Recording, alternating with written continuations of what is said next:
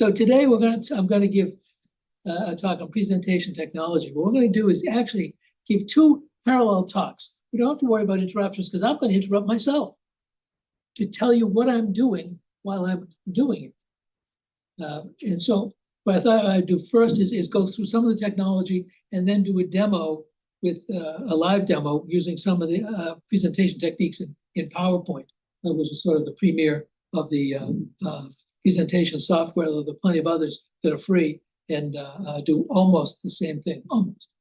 So the first thing is this. So this is the PowerPoint screen. I want to just point out, this is of course not this is not full screen presentation. This is what you might work on when you're putting it together. So now I just want to click to add notes. A lot of people, when they make presentations, they clutter the screen with 1,000 sentences and nobody can read them. And part of the issue is remembering what you want to say in the order in which you want to say it. In PowerPoint, you can, down there, you can add notes right here. I don't have any notes today, but, and so when you're presenting on your screen, you can see the notes. The audience doesn't see the notes. So you can remember, and especially if you're telling a story, stories are oral. They don't present well by lists of sentences on the screen, but you can see what the story is and you don't forget the order in which you need to say things. So, and that takes a lot of the pressure off of anybody who's doing a presentation. Okay. So now I'm going to actually go into the slideshow mode, and you can either from the beginning, which of course with the current slide, which is now the same. We'll go back and forth on this. Now I made this graphic, and what I did now, so there's a second talk. I made this graphic to show animation. What can be very boring if a slide is just still, there's nothing going on. It just, the audience sort of just drifts away. If you can keep something moving, it's more entertaining. And then when you want to introduce topics, you bring them in. And if you watch television, the fade in, the fade out is a major component of any production. They don't hit you with the image, bang, like people often do when they just slide, the slide comes up, slide comes up, slide comes up. But rather you fade them in when you want to say something. And here is this. Not this, let's see. So now this one, when you slide up from the bottom, it just gently brings in a title, which you may not refer to. And then if I want to have my talk, I'll bring it in this way, presentation technology. So I've added some animation to the slide. It's much less boring.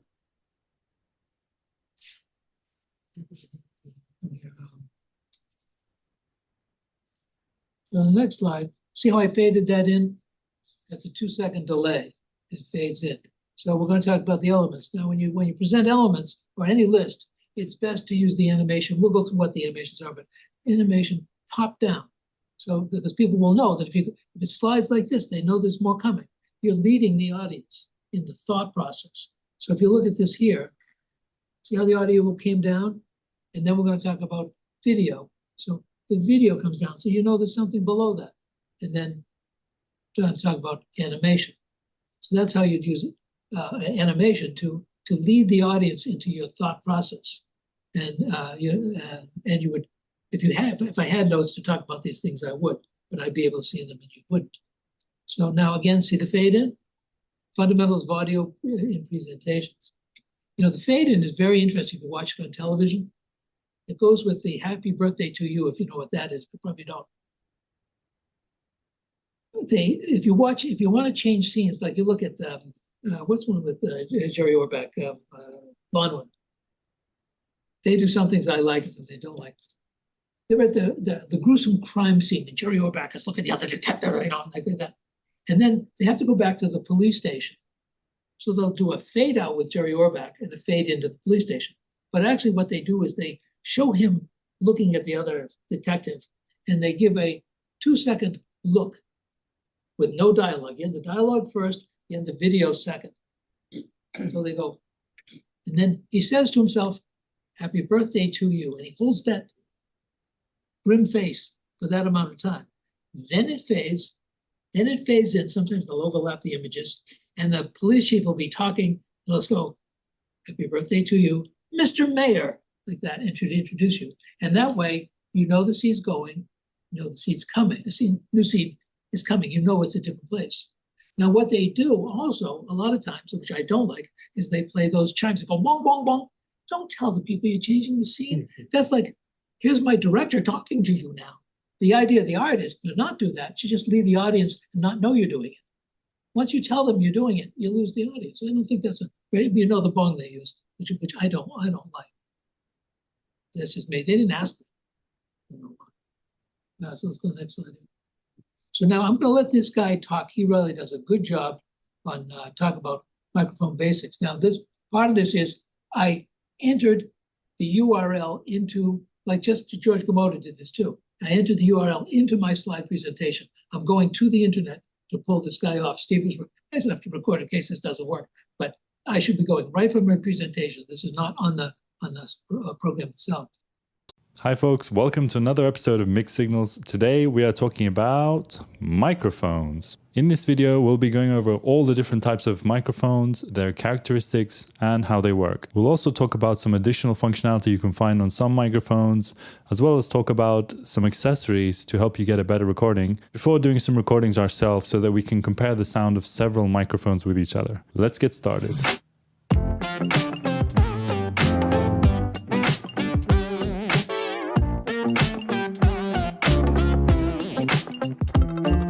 At its core, all a microphone does is convert a sound wave into an electrical signal that can then be sent over a cable to some other equipment that will capture that signal. This is what's called a transducer. All mics have some kind of diaphragm, a thin sheet of material that vibrates back and forth by the air pressure caused by the sound waves. That vibration is then turned into an electrical signal that closely resembles the original sound wave.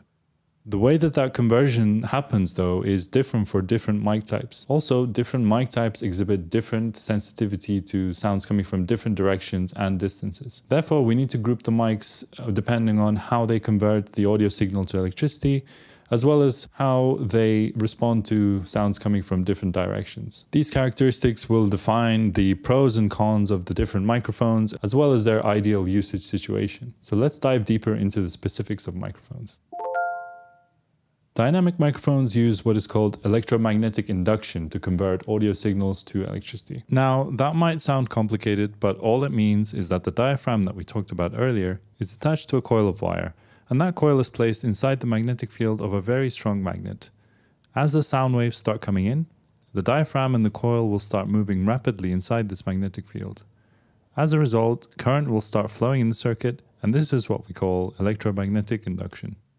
The pattern of movement that's caused by the sound waves will be translated exactly into the current that's output by the circuit, and therefore you will get an electrical signal that closely resembles the incoming audio signal.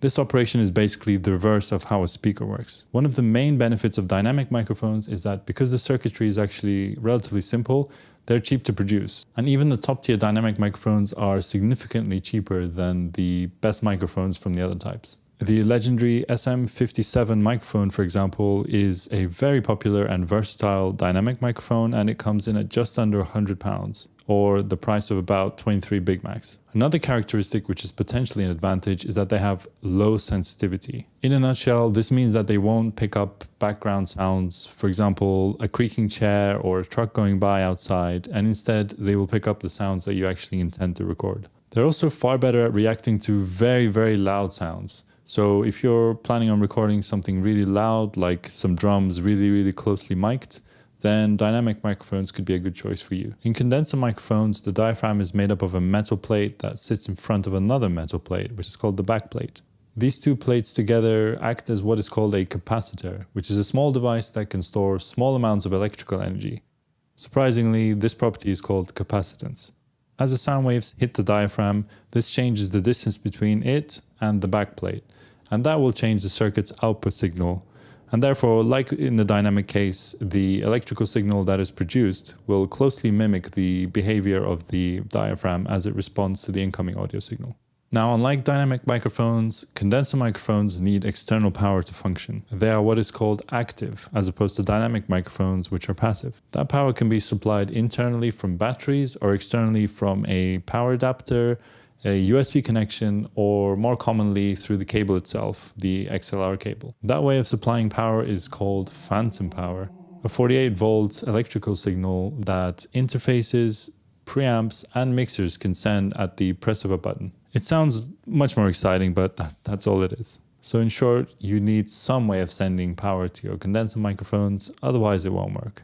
Now, the presence of this active circuitry means that condenser microphones also have a loudness threshold, after which the signal itself will start to distort. This is known as the max sound pressure level or max SPL rating of the microphone. While the max SPL rating of a typical modern condenser is fairly high, it's still very possible to hit this limit. For example, if you're recording some drums up close, and it's still much lower than that of dynamic microphones, which often don't even quote a max SPL rating because it's so high. However, that sensitivity does come with an advantage. They are excellent at picking up the fine, high-frequency content as well as the detail of a particular sound, and they tend to produce a much more natural-sounding representation of the source that you're recording. The complicated and delicate circuitry makes them a little more fragile to handle, and they can be more expensive to produce. So the price tag of a good condenser microphone is much higher than that of a good dynamic microphone, and often run in the many thousands of pounds. That's somewhere between 200 and 2,000 Big Macs. Strangely, the vast majority of the most popular USB entry-level microphones are also condensers. Now, we've talked about most of the main characteristics of condenser microphones, but it's worth noting that they're often further subdivided into large diaphragm condensers and small diaphragm condensers, and we'll just briefly talk about the differences between them. So here is the Audio-Technica AT2020, an entry-level large diaphragm condenser. Large diaphragm condensers are probably the type that you're most used to seeing, with a large grill here and the diaphragm which is suspended vertically behind it. The main advantage of large diaphragm condensers is that they tend to have lower self-noise, which is the noise introduced by the active circuitry that we talked about earlier. However, they also tend to add a little bit of color to the sound that they're recording, so they can often make things sound big, and therefore they're often used for things like acoustic guitar, vocals, and drums especially. Now, small diaphragm condensers like the Behringer C2 here are the go-to when you want the ultimate faithful reproduction of a sound source. The small size of the diaphragm tends to be very good for recording all the fine detail in a sound. For example, if you're recording some cymbals of a drum kit, or if you want a very natural recording of an orchestra, for example. Dynamics and condensers are the two most common types that you'll see, but we'll briefly touch on some other types that you'll see out there. Ribbon microphones work very similarly to dynamic microphones, but instead of a coil, there is a very thin film of metal that moves back and forth instead. Traditionally, they are passive just like dynamic microphones, but active versions have been created recently. And because the diaphragm consists of such a thin sheet of metal, they tend to be very fragile. They're also known for being slightly less sensitive to higher frequency sounds, and tend to be regarded to have a smooth and pleasant sound overall. Now, shotgun microphones are known for being highly directional and very effective at picking up sounds that they are directed towards and rejecting any other background sounds. That's why they tend to be used in film and TV as well as YouTube videos. I don't know why I did that. I'm not even using one right now. Another type commonly seen on YouTube videos is the lapel or lavalier mic, which I'm sure you've seen clipped onto the clothing of talk show guests and YouTubers. They are popular obviously because they're hands-free, and because they're small and in close proximity to the sound source, they can cleanly pick up multiple people's voices without having a microphone get in the way of their faces. Lapel mics need external power just like condensers to be able to work. Contact mics are a little different in that they don't actually pick up sound from air, but they pick up sound from solid objects instead. They can be directly attached to objects, and they can be very interesting in the sounds that they pick up. And finally, tube mics. If you've ever heard of a tube guitar amplifier, then you know exactly what this is going to be. These microphones use a vacuum tube to amplify the signal to the required output level, and they color the sound in the process in a very pleasant way. You'll often hear words like warm and rich and smooth being thrown around when talking about tubes, and it even has a Wikipedia article. There will be a bunch of links in the description if you want to find out more about any of these types of microphones. Now, the next thing we should talk about is polar patterns. Polar patterns describe how a microphone is able to pick up sounds from around it. For example, the simplest polar pattern is an omnidirectional polar pattern. As the name suggests, the microphone is able to pick up sounds from all directions equally loudly. This could be useful if you are looking to record some ambient sound, for example, the sound of a room or the sound of nature. However, realistically, in a situation where you want to record your voice or a particular sound source, you want something that's a little more directional, and that's where the cardioid pattern comes in. The cardioid pattern is a pattern that is sensitive from the front and the sides, but rejects sounds coming from the back. This is useful because you often want to record a particular sound that you point the mic at, instead of the sounds that are in the background or are reflecting off the surfaces and coming back into the mic, as that might cause phasing issues. Therefore, this is the most common polar pattern you will see, and this mic is also a cardioid.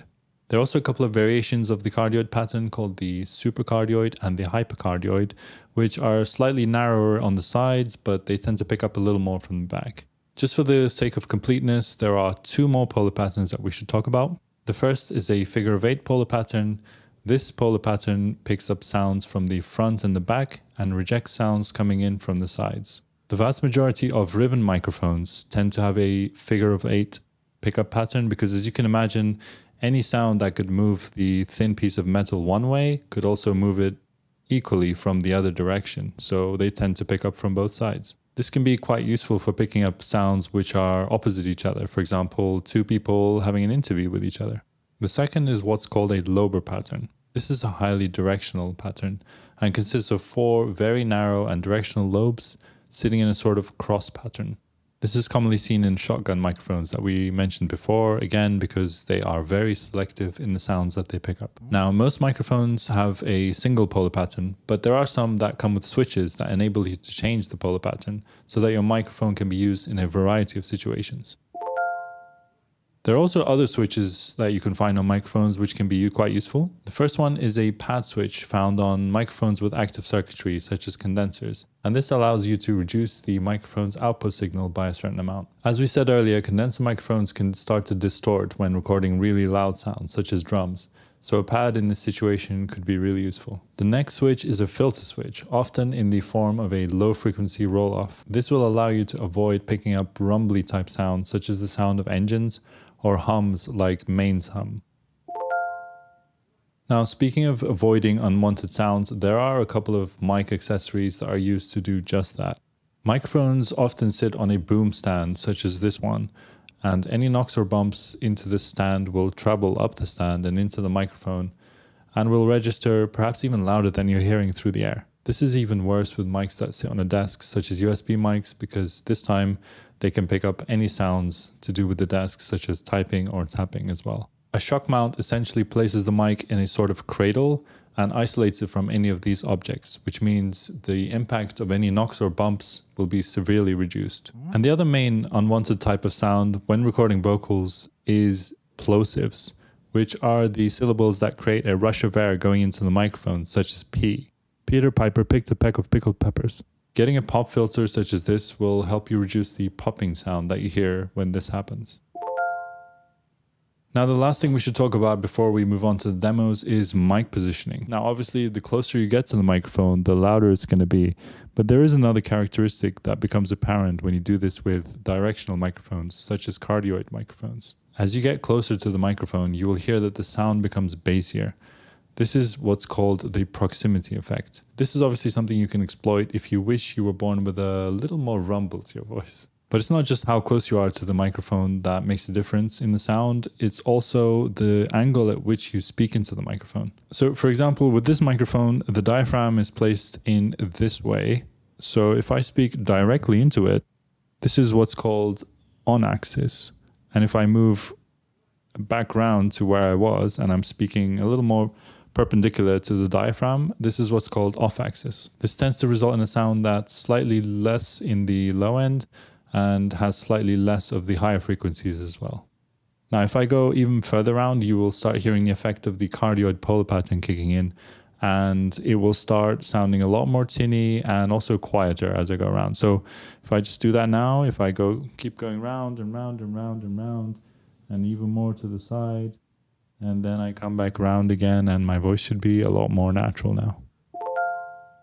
All right, now we will do some demos. We will be recording a couple of phrases with a variety of microphones, each with different characteristics, different polar patterns, and so on, so we can compare the sounds of them. And so we can start to get a feel of how these characteristics affect the sound of the microphone and therefore affect the situations in which you might choose to use them. So in terms of dynamic microphones, we will be using this, the SM58 Beta. It's also a cardioid microphone.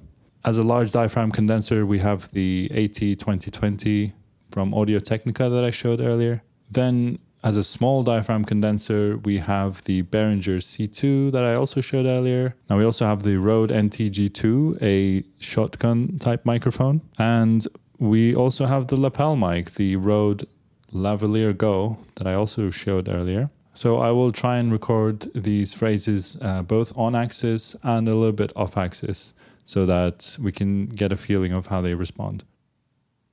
2 blue fish swam in a tank, and her purse was full of useless trash. 2 blue fish swam in a tank, and her purse was full of useless trash. 2 blue fish swam in a tank, and her purse was full of useless trash. 2 blue fish swam in a tank, and her purse was full of useless trash. 2 blue fish swam in a tank, and her purse was full of useless trash. 2 blue fish swam in a tank, and her purse was full of useless trash. 2 blue fish swam in a tank, and her purse was full of useless trash. 2 blue fish swam in a tank, and her purse was full of useless trash. 2 blue fish swam in a tank, and her purse was full of useless trash. 2 blue fish swam in a tank, and her purse was full of useless trash. 2 blue fish swam in a tank, and her purse was full of useless trash.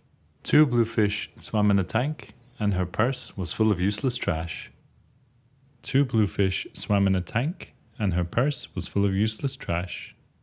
2 blue fish swam in a tank, and her purse was full of useless trash.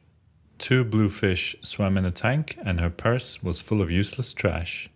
2 blue fish swam in a tank, and her purse was full of useless trash. 2 blue fish swam in a tank, and her purse was full of useless trash. 2 blue fish swam in a tank, and her purse was full of useless trash. 2 blue fish swam in a tank, and her purse was full of useless trash. 2 blue fish swam in a tank, and her purse was full of useless trash. So those are the demos. We'd be keen to hear whether you were able to distinguish between the different mics and how their characteristics affects the sound that they produce. And Now, I just want to say that the dynamic condensers are much simpler and more sturdy because it's just one moving piece. That's what you see in the telephone receiver. That's forever being, picked up and banged down and picked up and banged down, and they last forever because they're so sturdy. How do we get out of this one? Go to the next one. Can you Can you effectively convert from one kind of microphone to another of the sound by just applying different digital filters? I mean, No, because it's the way that it's what picked up. Right. gets picked up. Right, but there's a lot of software that will go through this. That's all free. So the importance of the clear sound is for audience engagement. It's not an abstraction. So you get a clear message and you maintain the audience's attention. This is clear now. Okay, I just wanted to make a couple of points about microphone types and placement. The lavalier goes on the chest, and it permits hand-free use. If you saw the video from the Broad Institute, that was not a professional presenter, so he could walk all around the stage, and he was walking around, and the lavalier just stayed right with him. He didn't have to pay attention to what he was doing. The problem with the lavalier is it picks up the vibrations from the chest, so you get this dull rumble from there. If you have a sound studio in the back, the technician there will just compress those sounds, and you won't hear them. But if you try to do it informally, you will hear them. Now, the handheld microphone also in the Broad, if you remember, the guy was introducing the topic and he couldn't find the cardioid pattern. If you remember that, he was struggling with the microphone, trying to get a sound in his voice because sometimes those handheld microphones don't have a clear marking, where it should be to you. And so the people are talking into the side because they just hand it to you, and all of a sudden you're talking to the side of the cardioid, or to the back of the cardioid, rather than to where it should be. And the guy was struggling, trying to find how to talk. He should have done that before.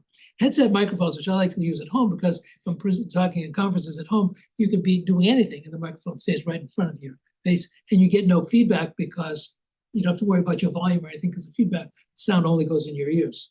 So they're very convenient. And then you have stand microphones.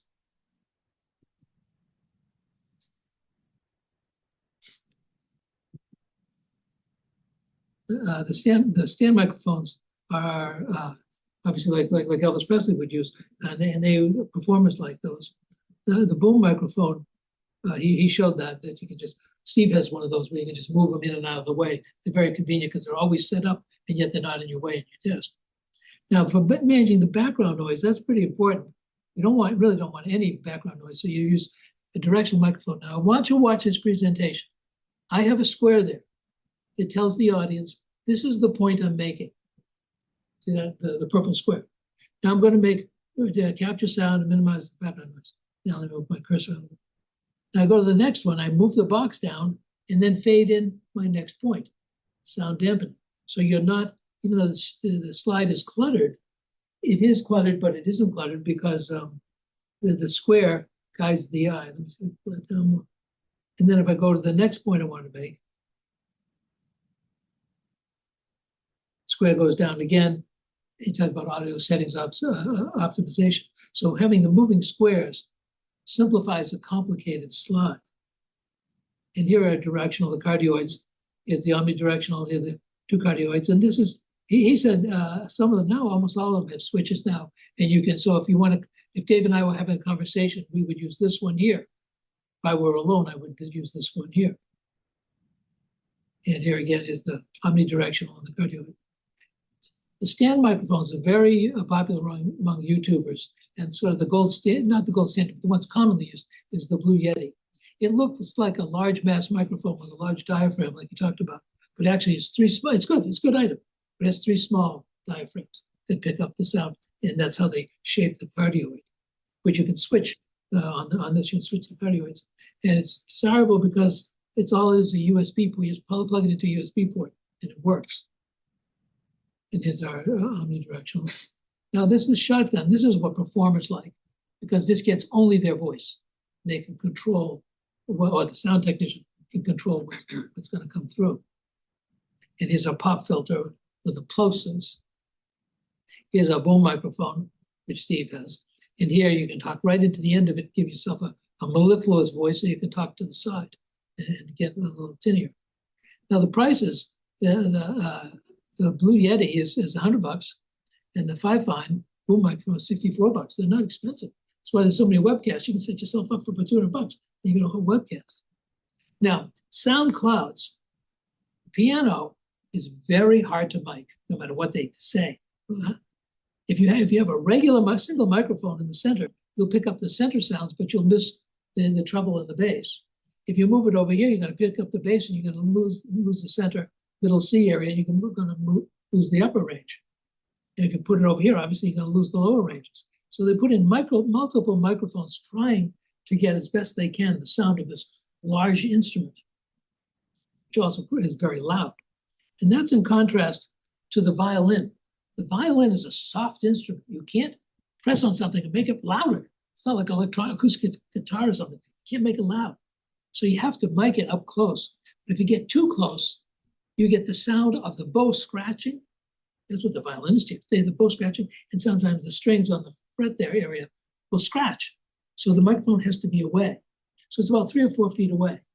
But it loses the sound of the hall, the resonance of the hall. So they have a second microphone way up top to pick up the sound up there, which adds the sound hall resonance. The problem is the sound from the violin reaches this microphone right in front of it before it reaches the one up high, and you can get a sonic compression because this sound wave dampens out this sound wave because they're in the wrong opposite phases. so that up in the sound booth back there, which you never see, the technician puts a slight delay. They know what the delay is. They only have to do it once. They know what delay the close-up sound so that it's synchronized sound wave-wise with the upper sound, so you don't get the sound suppression. 1954, critical year in sound technology. 4 most popular records at that time were Bill Haley's, which how rock and roll got its name, Rock Around the Clock, by Decca Records. Elvis Presley, That Ain't Right. The Crew Cuts, Shaboom, Shaboom, Shaboom, Shaboom. Does everyone remember that? And Kitty Kallen, 6 months she was up in the top 10 with Little Things Mean a Lot, a very sentimental ballad. Remember that too? The most important record was Decca, because at that time, Decca engineers invented the Decca tree. And what they did was they put 3 microphones for an ensemble or a singer. And so they picked up a here, here, and here. And they took these 2 and put them on one track, and they put this one and that one and put them on a second parallel track. And they created stereophonic music. And that made their music, Decca Records, was better. I mean, there's a big leap forward in terms of selling records. And everybody had to buy stereo. Like Leachmere sales were freaking crazy because everything took off. And that was one of the most important parts of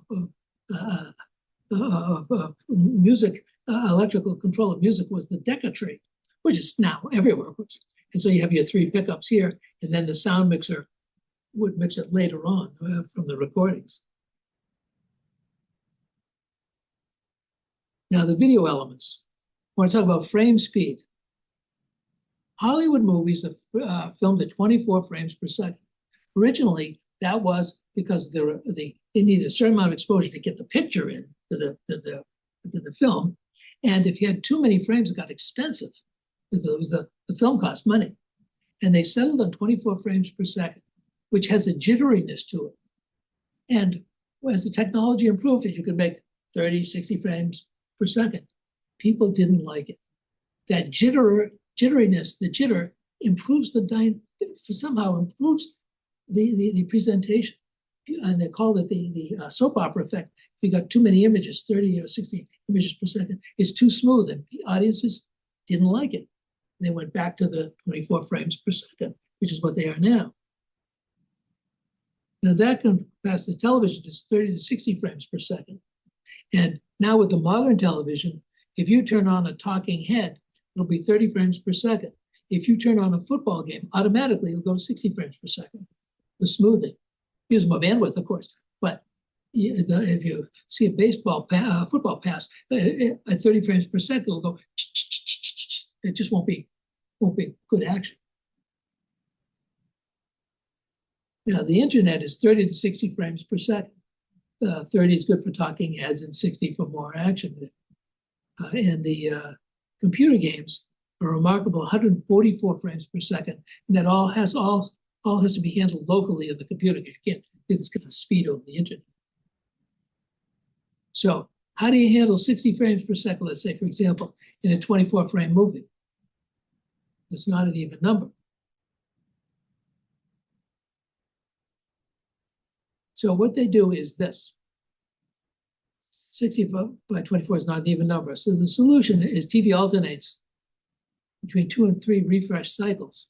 So frame 1 is shown for 30/60ths of a second. Frame 2 is 3/60ths of a second. Frame 2 is 2/60ths of a second. So now in your first 2 sets, you've got 5/60th or 1/12. And you do that 5 times and you get 60 seconds. And that's how they interpolate the screens. You can't tell the difference by eye, but that's how they make it come out even. So 30 frames per second, the usual talking heads, lectures, interview, podcast, webcast, presentation, news delivery, and slow motion. And of course, you're going to save bandwidth because the simple math is you're going to use half the bandwidth. And some things have slow upload speeds, like telephones and other things where you can only use 30 frames per second because you just can't transmit that much. Now, sound management. First, the acoustic environment. You want stuff to absorb any resonance. Like here, we got the tiles up there, you have the curtains here, they got the rug here. That reduces the reverberations within the room. Got to get the right hardware, the microphones which went through, and the right software. And the software is remarkably cheap. It's free. You can get Audacity, you can get DaVinci Resolve, and you can do all your post-production sound processing for nothing. So you monitor the levels, and basically what you do is you get a bunch of levers, and you just move them up and down to get the different sound ranges. So you do the audio adjustment, and I think this is my screen from Audacity.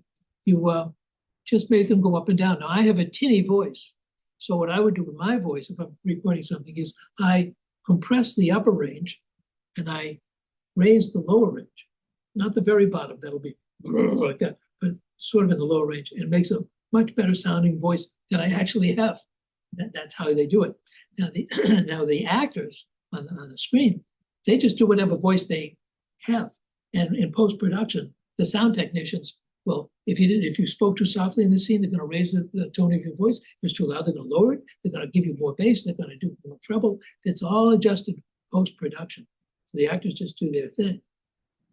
Now, video green screens, it's actually called chroma key compositing, where the essence of it basically is that the computer program looks at every pixel, and if it's green, it's going to remove it and then put in something else.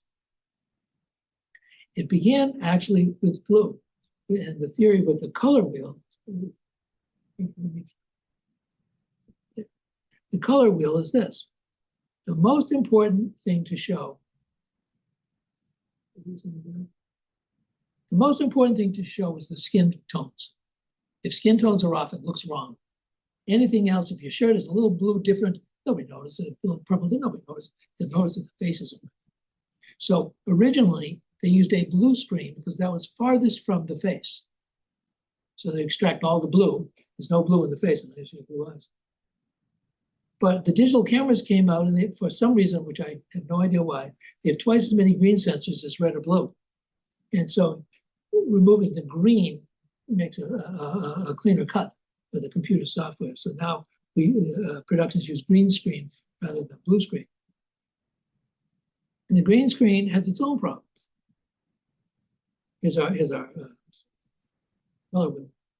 If a person has an orange complexion, olive complexion, olive complexions have a little green in them, and it subtracts out, and it's hard to get that to replace that on a green screen because the face starts to look weird. And apparently, there's a little green in a strawberry blonde, a golden blonde. There's a little green in there, and the hair gets funny, and sometimes it's an insurmountable problem.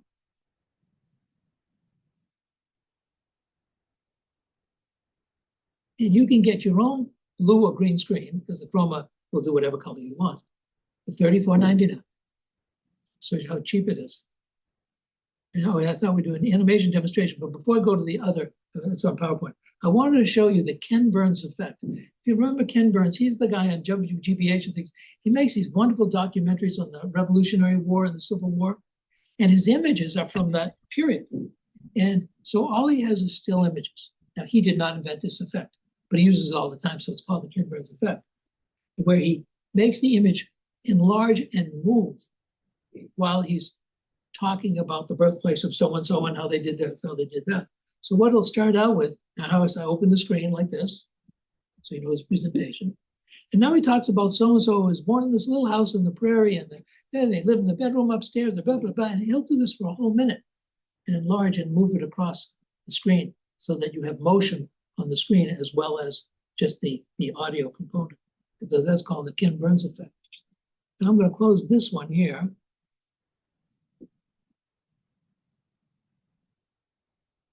And I'm going to go to my other one. I think I go.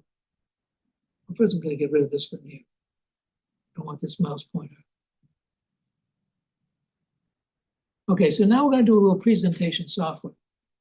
One of the things you first do, let me just do this.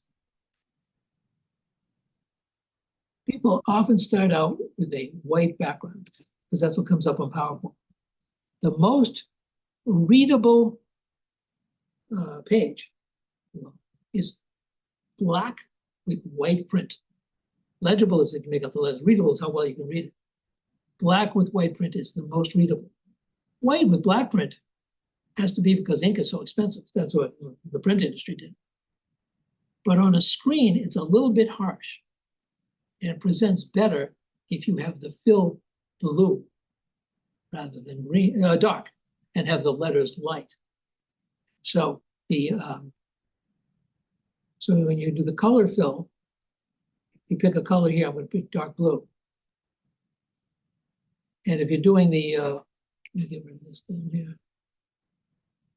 When you're doing a whole presentation, if you want to do a whole set of slides at once, you don't, and I'm not asking anybody to remember this, just to know this is how it's done, so you can try to look it up. You go to the slide master here. The slide master is the top slide. Now I will get every color. Every slide will be, but I make this here.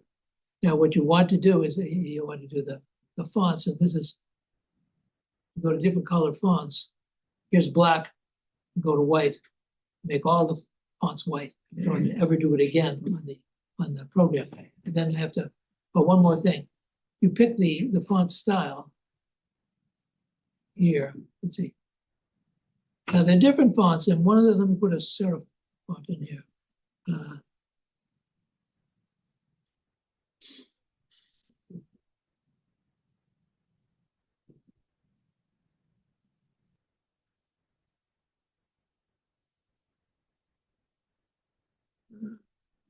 Okay, Georgia. Not Georgia. Why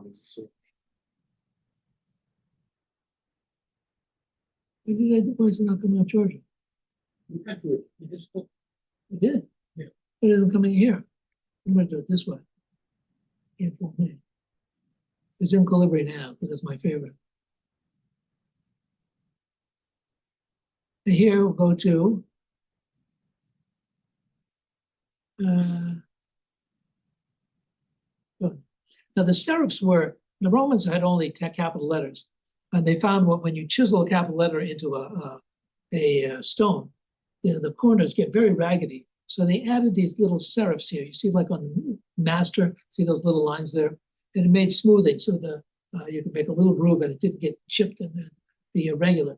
And that became very popular. It's very readable. But there are times you don't want things to be readable.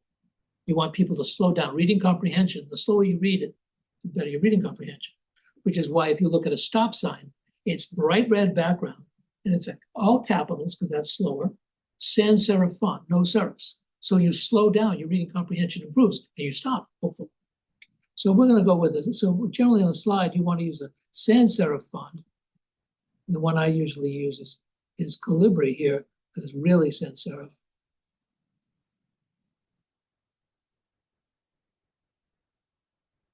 And it's just a good font to use. So now I have to get back to, see, I'm on the slide master, so I have to exit the slide master. And sometimes it shows up, sometimes it doesn't, but you can always go to normal and back where you were. Now, talk about the slides themselves. Get rid of this. Okay. Here we have, now here is the slide I'd be working on. And up here, I'm going to go to the slideshow. And you go from the beginning of the current slide, which would be the same thing. And then I'll go to the next slide. Now watch. Here I faded in, which I showed you. And then I've got something else coming up. Now here I just introduce it. And now I gave it a little animation. I just made it spin. And then I made it drop out. And the way you actually do that, if I get this out of the way, is I have to go back to my. Have people here used animations? Mm-hmm. Here's the animation here. So I click on this, my moon here. Animations are done here. Here are the choices. There are many choices, which we'll just do a couple. But you want to see what you did, so you put the animation pane here. And the animation pane here is over here. So here we have the sequence that it's going to go through. I play the sequence.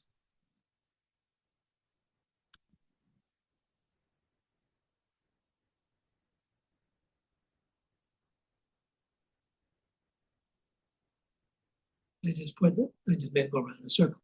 So just to add a little movement to something so it just isn't so static. Now that is the animation pane. To see it really well, you go to the slideshow, you just from the current slide, and you play the current slide. And you'll actually see what you did. Sometimes it's a little more complicated than the simple slide. Now I'm back to my work. Sometimes you have drawings, and this is just an image that you want off to the side. And sometimes it's too complicated. You just want it to float on the page. You don't want all the trees that around it. So you can go to the, you click on this and you format the picture, and we can remove the background. And here we say, keep the changes. And now you just have the house to float without all the background. It just makes it less cluttered. Here, this is the tough one here. This is how to make these go. I think this one has no animations on it. So what I have to do is I have to make this box go down to here and make this box go down to there. So the first thing you do, click on the box. Now this box is here. It's moved to the back, so it's behind the text. So what I want to do is I want to go to animations. So the first thing I wanted to do is to fade in. And you can make it fade in on click. You can make it after previous, which if you've gone from the previous slide, so you don't have to tell it to start. It'll just start, but I'll leave it on click. And you want it to fade in about 2 seconds. That's 2 seconds is a good fade in time. You can delay it sometimes, or else you do it by click. If you want to come up slower. But now I have this. Here's my animation page. Oh, who's that? Sorry. Okay, so now I have it fading in. But I want to move it down. So we go to animations and I have to add an animation. And this way I'm going to give it a down.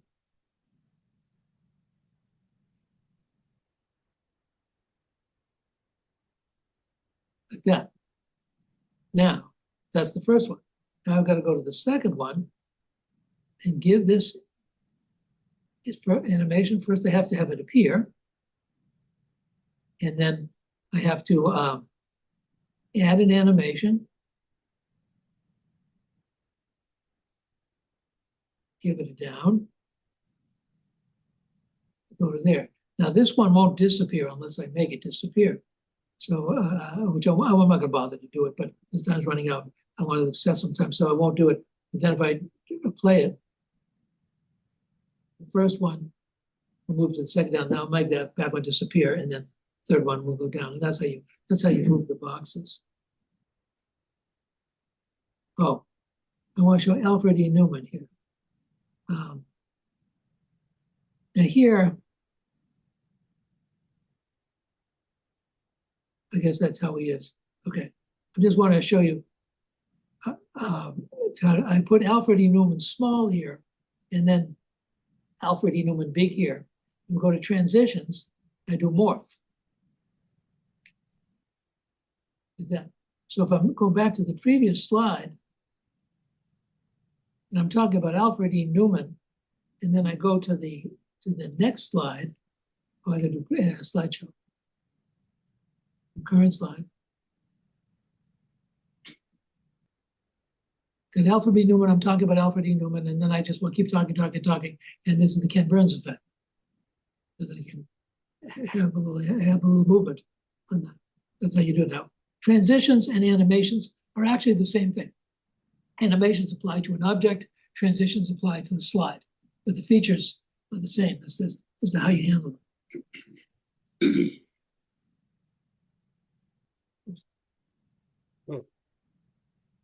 So I show you to the last slide.